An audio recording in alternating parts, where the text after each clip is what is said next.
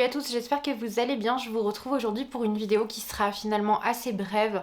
Alors d'une part, je vous avoue que je n'ai pas forcément le temps de m'adonner à un montage trop long.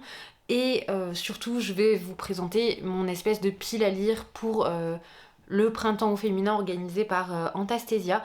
Cette pile à lire, elle arrive très tardivement parce que je n'ai pas eu le temps de m'en occuper plus tôt. Je ne pensais pas non plus spécifiquement participer, sauf qu'en faisant un petit peu le point sur certains de mes derniers achats et sur les ouvrages qui me faisaient véritablement envie, il se trouve qu'il y avait énormément d'ouvrages d'autrices d'un petit peu partout à travers le monde, et j'ai également essayé de rapatrier un petit peu les titres que j'avais prévu de lire cette année dans cette pile à lire également, en espérant bien évidemment que j'aurai le temps de découvrir ces titres.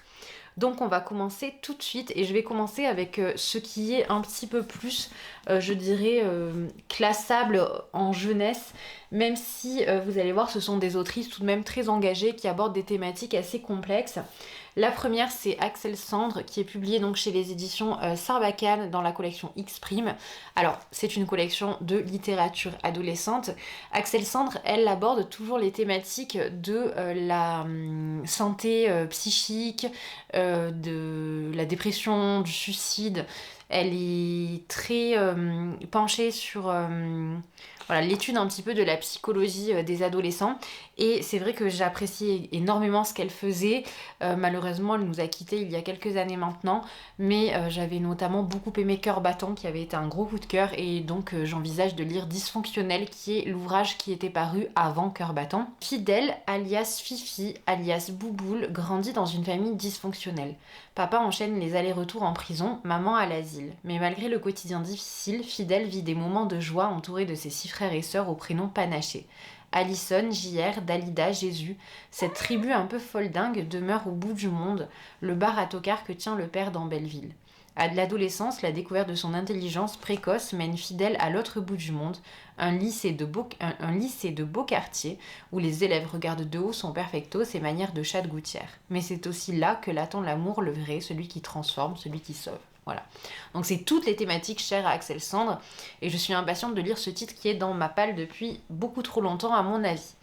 Un autre titre qui est dans ma palle depuis longtemps est écrit par une autrice assez engagée qui va toujours chercher ces thématiques, donc pour le coup différentes d'Axel Sandre, mais la thématique du traitement des jeunes femmes, du harcèlement sexuel au lycée, etc., etc. Il s'agit de Émyride avec Nous les filles de nulle part, qui est publié ici chez Albin Michel. C'est un roman que très souvent je vois rangé en adolescent, seulement il me semble qu'il est publié chez Albin Michel et pas chez Albin Michel Jeunesse. Donc après voilà, je laisse ceux qui l'ont lu donner leur avis en commentaire, mais il me semble que c'est un ouvrage à destination de tous et qu'il n'y a pas de classification particulière. Alors, sur la 4e, vous avez donc une mise en page avec un espèce de mail. Donc, chers amis, vous en avez marre, vous avez peur, vous en avez marre d'avoir peur, vous êtes en colère, on sait ce qu'ils ont fait. Spencer Klimt, Eric Jordan et Ennis Calhoun, on sait qu'ils ont violé Lucie, on sait qu'ils ont fait du mal à d'autres, probablement beaucoup d'entre nous, on sait qu'ils recommenceront. Vous êtes prêtes à agir, à ne plus vous taire, rejoignez-nous, ensemble nous sommes plus fortes qu'eux, nous ne nous tairons plus, nous les filles de nulle part. Pareil, c'est un ouvrage qui est dans ma palle depuis très longtemps, comme je vous le disais, dont j'ai entendu énormément de bien. C'est un des ouvrages qui m'a été le plus recommandé au fil des années, je pense, puisque dès ma première année sur Instagram, je recevais déjà tout un tas de messages qui me recommandaient de lire ce livre si j'aimais ces thématiques sur de la condition des femmes, du traitement des femmes, particulièrement chez les adolescents et les jeunes adultes. Donc voilà, pour cette raison, je pense qu'il est temps maintenant de le sortir.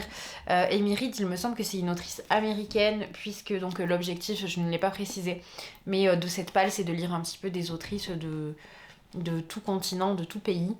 Voilà, donc on avait Axel Sandre qui était française, et là donc Émyride qui est, me semble-t-il, américaine. Et je vais continuer avec la littérature américaine, je pense, avec Ottessa Moshfegh et La mort entre ses mains, qui est le dernier roman qu'elle a publié, en sachant que j'ai mon année de détente et de... Non, mon année de repos et de détente dans ma palle, mais c'est vrai que celui-ci me tente beaucoup, et... Et le résumé est en dit tellement peu que j'ai d'autant plus envie de savoir ce qui va se passer. Vous savez que peut-être que j'ai terminé Labvona il y a peu, que j'ai été assez déroutée par le style de l'autrice, mais que j'ai vraiment trouvé sa plume et ce qu'elle pouvait faire assez fascinant. Donc nécessairement j'ai envie de découvrir tout ce qu'elle peut produire d'autre, tant elle a un grain, des sonorités qui lui sont toutes particulières. Elle arrive vraiment à créer quelque chose de... Oui, voilà, d'un petit peu indicible finalement, une atmosphère, une ambiance que j'ai rarement croisée en littérature. Donc, pour La mort entre ses mains, on nous dit: au lever du soleil, alors qu'elle promène son chien dans la forêt, Vesta tombe sur un message écrit à la main, délicatement maintenu au sol par quelques cailloux. Elle s'appelait Magda, personne ne saura jamais qui l'a tuée, ce n'est pas moi, voici son cadavre. Autour d'elle, pas de taches de sang, pas d'écharpe abandonnée, nulle trace d'un crime. Vesta n'a bientôt plus qu'une obsession, résoudre ce mystère. Qui était Magda? Que lui est-il arrivé? Et qui l'a tuée? Avec le peu d'indices dont elle dispose, Vesta dresse une liste des suspects et de leurs mobiles. À mesure que son enquête avance, les dissonances bizarres s'accumulent, peut-être liées aux zones d'ombre de son propre passé. Mélange singulier de polar et de comédie grinçante, le nouveau roman de Tessa Mosbeg met en scène une chasse aux criminels enfiévrés, où l'on ne sait bientôt plus très bien qui est le chasseur et qui est la proie, et livre une œuvre magistrale sur les écueils de la solitude. Voilà. Et donc en quatrième, on a également un mot du New York Times qui est Elle peut tout faire. Et franchement, en ayant lu Labvona, je peux déjà vous dire qu'elle peut faire beaucoup de choses. Donc je l'imagine très très bien dans un registre comme celui-ci qui est drastiquement différent, mais dans lequel je suis persuadée elle parvient à s'illustrer avec brio. Je suis donc impatiente. Je continue avec toujours de la littérature anglo-saxonne. Voilà, on va rester dans... Il m'en reste deux, hein. Ensuite je vais essayer de varier un petit peu. Le Maître des Illusions de Donna Tartt, qui est certainement l'une de mes prochaines lectures, et je sais que je vous dis ça fréquemment, mais c'est un livre qui me tente depuis longtemps, et là je commence à avoir besoin de fréquenter un ouvrage qui sera à coup sûr ou quasiment sûr un coup de cœur. Et j'ai très peu de doute quant au fait d'apprécier Le Maître des Illusions lorsque j'ai pris connaissance à de multiples reprises des avis de personnes qui ont parfois des grosses divergences d'opinion avec moi concernant la littérature, et lorsque j'ai également pris l'avis de personnes qui ont des avis assez similaires aux miens. Il y a vraiment un consensus sur ce titre, sur le fait qu'il est qualitatif, qu'il est très intelligent, qu'il est bien mené, bien écrit. Donc je me dis que c'est le moment, puisque j'ai besoin d'être dans quelque chose de prenant, dans lequel je peux me noyer, je peux être vraiment prise et sortir du réel, en fait, c'est tout ce dont j'ai besoin. Donc je pense que Le Maître des Illusions est tout indiqué. Je vous relis le résumé si vous n'en avez pas connaissance, mais je pense que vous en avez déjà entendu parler à de multiples reprises. C'est un petit peu l'ouvrage qu'on utilise pour définir ce qu'on appelle la Dark Academia, donc ces espèces d'universités dans lesquelles il se passe des choses assez étranges. Donc, fuyant sa Californie natale, bourse en poche, Richard doit son entrée à l'université de Hampton, dans le Vermont, à son opportunisme bien plus qu'à son talent. Prêt à tout pour arriver haut et vite, le voilà introduit dans la classe du professeur Julian, voué à l'étude des anciens, grec et latin. Bastion de savoir et de snobisme, la petite communauté vit en vase clos avec deux mots d'ordre, discipline et secret. Très vite, Richard devine sous le vernis des apparences une tache indélébile du rouge le plus sombre. Tout ici n'est que vice, secret, trahison et manipulation. Voilà, ce n'est pas forcément un ouvrage de saison. Il est très courant de le voir dans des piles à lire automnales pour le Pumpkin Autumn Challenge, etc., etc. En ce qui me concerne, j'ai besoin de quelque chose de très immersif, de très prenant, et voilà, qui va me saisir complètement, et je pense que ce sera parfait. Je poursuis avec un classique de la littérature anglo-saxonne, enfin américaine, Les 4 filles du Docteur March de Louisa May Alcott. J'ai adoré l'adaptation cinématographique de Greta Gerwig, et je suis très touchée par la figure de Jo, par la figure de ses sœurs, de façon générale. Je suis impatiente de voir d'où est finalement tiré ce film que j'ai tant aimé. Et c'est vrai qu'il serait temps que je fasse la découverte de l'œuvre intégrale des 4 filles du Docteur March, puisque j'ai lu des extraits, des passages, des œuvres réduites, mais jamais en intégralité. Et j'ai cette jolie édition dans ma palle qui vient donc de chez Gallmeister, que je vous montre, qui est assez simple, mais j'aime beaucoup les éditions Gallmeister. Je trouve que les ouvrages sont très confortables. Je vous montre également l'impression qui est très agréable. Bref, je suis impatiente. Si je dois vous faire un résumé, nous suivons 4 sœurs qui sont donc les filles du docteur March et qui sont éduquées par leur mère puisque leur père est très souvent absent. Et voilà, nous allons suivre un petit peu leurs aventures à chacune et plus particulièrement à Jo qui est passionnée de littérature et qui refuse de se voir enfermée dans une position... dans la position des femmes de son époque, à savoir se marier, avoir des enfants, etc., etc., mais qui préfère bien plus s'adonner à la littérature. Voilà, en gros, c'est assez grossier, mais c'est plus ou moins l'histoire. Ensuite, je continue avec Été de Edith Wharton, qui est publié ici chez 10-18. Et je cherchais cet ouvrage depuis un petit moment, donc j'ai saisi l'occasion lorsque je l'ai trouvé chez Gibert, mais c'est vrai que je ne suis pas très à l'aise avec ces éditions-là, mais bon, je ferai avec. Le village de North Dormer, en Nouvelle-Angleterre, abrite une communauté puritaine et étriquée au sein de laquelle la belle Charity vit et surtout s'ennuie. Adoptée enfant par le notable du village, l'avocat royal, Charity est née dans la montagne, un endroit dont on parle tout bas et en se signant un lieu sauvage qui a dû la marquer de son empreinte. Son insaisissable différence attire immédiatement l'attention de Lucius Harney, jeune architecte de la ville venu se perdre à North Dorner pour croquer des habitats traditionnels. Très vite, Charity s'éprend passionnément de lui. Voilà, donc là on a les thématiques chères à Edith Wharton et j'imagine qu'on va encore interroger cette question de la position de la femme à cette époque. J'adore cette thématique, c'est très très bien traité. J'ai commencé Le temps de l'innocence au début de l'année, puisque Adoria avait fait une revue très élogieuse le concernant. Je n'ai toujours pas terminé ma lecture, mais j'espère que celui-ci sera un petit peu plus léger, parce que j'avais beaucoup aimé le début du temps de l'innocence, mais je trouvais que c'était dur, enfin, en tout cas au moment où je m'étais lancée, c'était difficile de par les thématiques qui étaient abordées, ça me faisait m'interroger sur énormément de choses. J'imagine que là ça en sera de même, mais voilà, il y a toujours, je sais pas si ça vous le fait, mais moi très souvent, le problème ne vient pas de l'ouvrage mais du moment où je le découvre, et là en l'occurrence c'était un petit peu le problème pour Le temps de l'innocence. J'espère que ce sera différent avec Été. Ah, je suis désolée, la caméra a coupé. Je continue donc avec la littérature coréenne et japonaise. Donc pour la littérature japonaise, je commence avec De toutes les nuits, Les amants de Mieko Kawakami, qui est un ouvrage dont on a beaucoup entendu parler l'année passée, et particulièrement dans les meilleures lectures de l'année d'énormément de personnes sur Booktube. Donc j'avais envie d'essayer la lecture de ce titre, d'autant que c'est une thématique que j'ai déjà lue il y a peu dans La fille de la supérette, que je n'ai pas beaucoup appréciée. Donc je suis impatiente de voir ce que peut faire l'autrice ici, puisque c'est un ouvrage encore une fois qui a été encensé absolument partout. Fuyoko a 34 ans, correctrice, elle travaille en freelance pour l'édition, vit seule et ne s'imagine aucune relation affective. Elle ne se nourrit pas de ses lectures, elle décortique les mots, cherche la faute cachée, l'erreur embusquée. Introvertie, Fuyuko va néanmoins laisser entrer 2 personnes aux lisières de sa vie. Ijiri, son interlocutrice professionnelle, et Monsieur Mitsutsuka, un professeur de physique qui lui offre un nouvel accès à la lumière qu'elle a toujours perçue de manière singulière. Le bleu a une longueur d'onde très courte, elle se diffuse facilement. C'est pourquoi le ciel apparaît si vaste.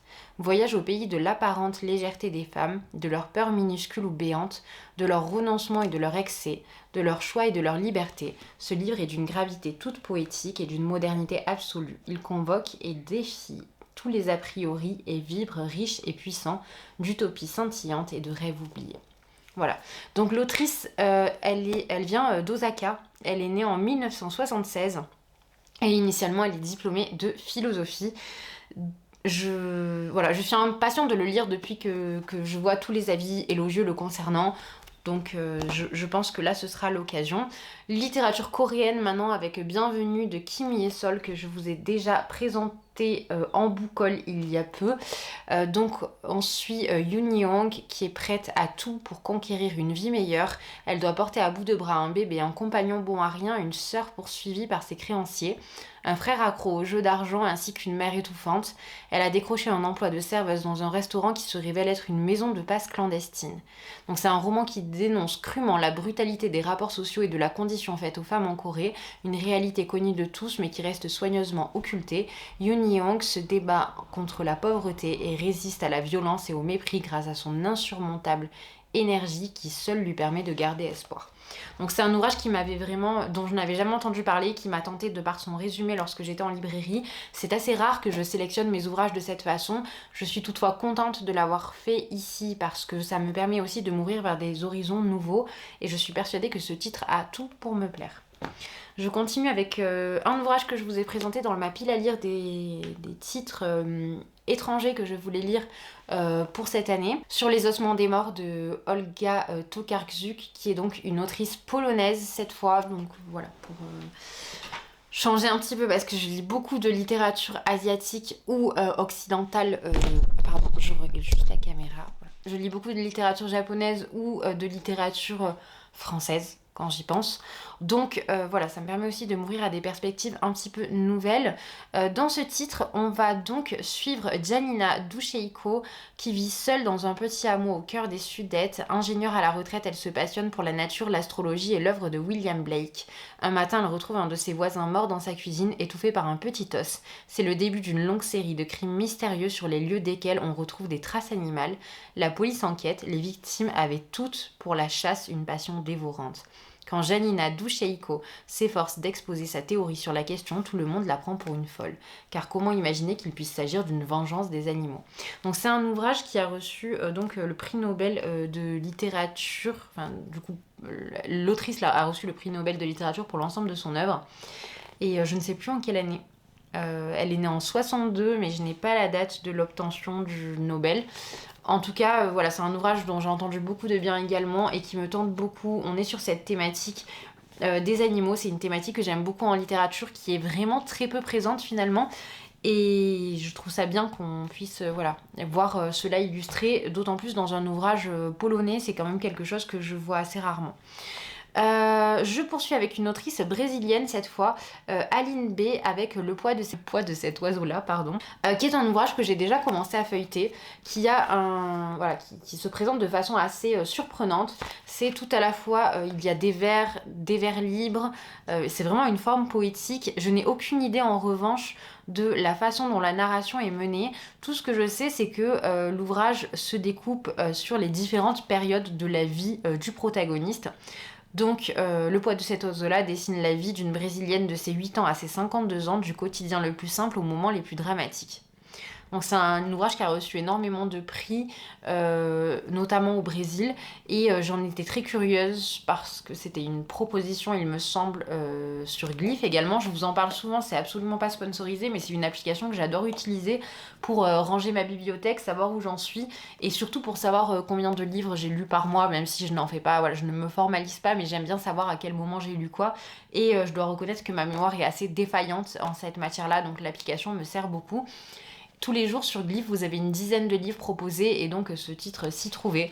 Et le résumé m'avait tout de suite parlé, donc je suis impatiente de le lire aussi. Par contre, je pense qu'il sera lu très rapidement compte tenu de cette forme poétique qui est très libre et qui est très aérée. Ensuite, retour donc dans la littérature nordique avec Sigrid Undset et Vigdis Lafarouche, que je dois lire depuis un moment. Je ne vais pas vous faire l'affront de vous relire encore le résumé, puisque je vous ai présenté ce titre à de multiples reprises.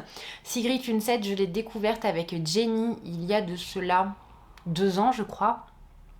Elle avait également reçu un Nobel de littérature, il me semble que c'était autour des années 30, et c'est une autrice dont j'avais adoré l'authenticité, la pureté, la force aussi, parce que Jenny, c'était vraiment un livre qui parlait de cette émancipation d'une femme qui s'ennuyait. Il y avait beaucoup aussi de points communs avec Madame Bovary, mais un traitement beaucoup plus moderne finalement du personnage féminin, bien que le traitement de Flaubert soit déjà extrêmement moderne.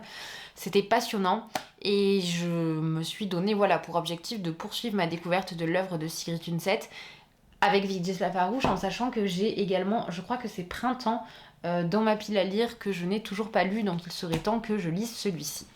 Il me reste un dernier ouvrage français et c'est vrai que j'aurais dû vous le présenter bien plus tôt, mais qu'importe. Claudine à l'école de Colette. Je n'ai jamais lu les Claudine alors que j'en entends beaucoup parler et que ça fait un petit peu partie, je dirais, du socle de tout l'imaginaire qu'on a autour de Colette. Et j'aime bien ces histoires d'école, d'époque, enfin ça m'intéresse beaucoup. Donc je suis très impatiente de le découvrir. Donc un titre bien sage pour un roman qui l'est moins, Claudine le reconnaît. Vrai, cette école n'est pas banale. Comment pourrait-elle l'être? Les élèves ont des personnalités peu communes. La grande Anaïs, que Claudine qualifie de menteuse, filouteuse, flagorneuse, traîtresse, possède en outre une véritable science du comique. Les Jaubert sont agaçants à force de sagesse. Marie, bel homme, bébête mais si gaie. Luce, charmeuse autant que sournoise, et les autres, c'est le vil peuple. Quant aux maîtresses, mademoiselle Sergent, la rousse bien faite, aussi intelligente que laide, et tout yeux pour son assistante, mademoiselle Aimée, la bien nommée. Ajoutez les instituteurs, les garçons, le pâle Duplessis et le vaniteux Rabastens, le médecin scolaire, le docteur Dutertre, aux dents de loup qui aiment s'attarder auprès des grandes, et vous obtenez un mélange détonnant. Pour parfaire l'ensemble, c'est une Claudine débordante de vitalité excessive dans ses élans qui mène la ronde. Voilà, donc impatient de le lire, et pour le coup, si vous avez lu les Claudine, n'hésitez pas à me donner votre avis, parce que c'est vrai que j'en entends parler beaucoup, mais très peu sur les réseaux. C'est beaucoup en allant lire des avis que je me rends compte que ce sont des ouvrages qui ont rencontré un franc succès et qui ont été lus par énormément de personnes, mais c'est vrai que sur les réseaux, je les vois assez peu passer. J'ai plus de voix, excusez-moi. J'en ai terminé avec cette pile à lire, j'espère qu'elle vous a plu, que ça vous a donné encore une fois quelques idées de lecture. Si vous avez lu certains de ces titres, vous n'hésitez pas à me le dire en commentaire. Cette petite vidéo, elle est brève, elle va être assez peu montée et je m'en excuse, mais encore une fois, comme je vous le dis, je manque un petit peu de temps en ce moment pour me consacrer pleinement au tournage, je dirais assidu et complexe de vidéos. Donc c'est vrai que là, voilà, c'est un tournage éclair, je dirais, dans lequel je ne suis pas très éloquente, je ne vous donne pas d'opinion puisque je vous présente des ouvrages que j'envisage de lire. J'espère que ça vous plaira tout de même. N'hésitez pas à laisser un pouce en l'air si c'est le cas, n'hésitez pas à laisser un commentaire également parce que c'est toujours un plaisir de vous lire. D'ici la prochaine vidéo, je vous souhaite une très bonne journée ou une très bonne soirée et je vous dis à bientôt.